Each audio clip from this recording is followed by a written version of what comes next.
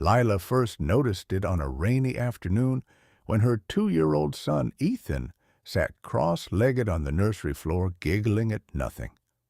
"Who are you talking to, sweetie?"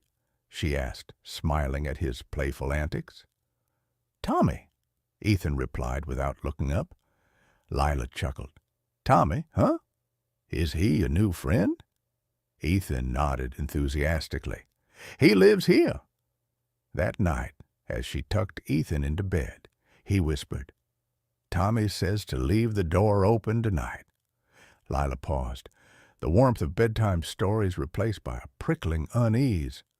"Why, baby?" "He doesn't like it locked," Ethan replied matter-of-factly before turning to face the wall. Shrugging it off as childhood whimsy, Lila left the door ajar.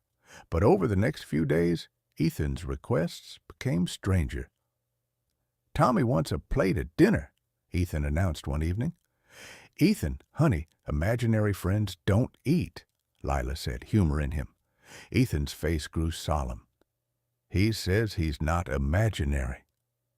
Later that night, while clearing the dishes, Lila felt a chill brush her neck, though the windows were shut tight. The turning point came when Ethan made one final chilling demand. "Mommy, Tommy says never, ever look under the crib." Lila's heart thudded.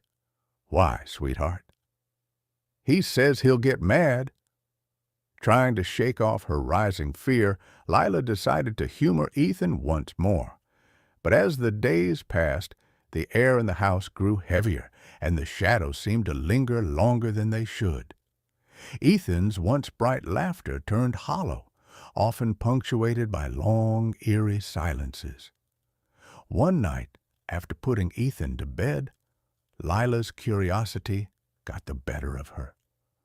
Armed with a flashlight, she crept into the nursery, her pulse pounding. As she knelt by the crib, Ethan stirred in his sleep. "Mommy, no," he murmured, his voice weak and trembling. Ignoring him, Lila shined her light under the crib. At first, she saw nothing, just a layer of dust and an old stuffed bear. But then 2 pale, gleaming eyes blinked back at her. The figure under the crib grinned, its mouth stretching unnaturally wide, revealing rows of jagged teeth. "I told you not to look," it hissed, its voice like dry leaves crackling in a storm. Lila stumbled back, screaming, as the crib shook violently. Ethan woke up, his small voice trembling. "Mommy, you made him mad." Grabbing Ethan, Lila fled the nursery, slamming the door behind her. But even in the safety of the living room, she could hear the sound of tiny feet scuttling across the ceiling and whispers echoing from the baby monitor. "Don't look again, or you'll stay with me." The next morning, Lila packed their belongings and moved out.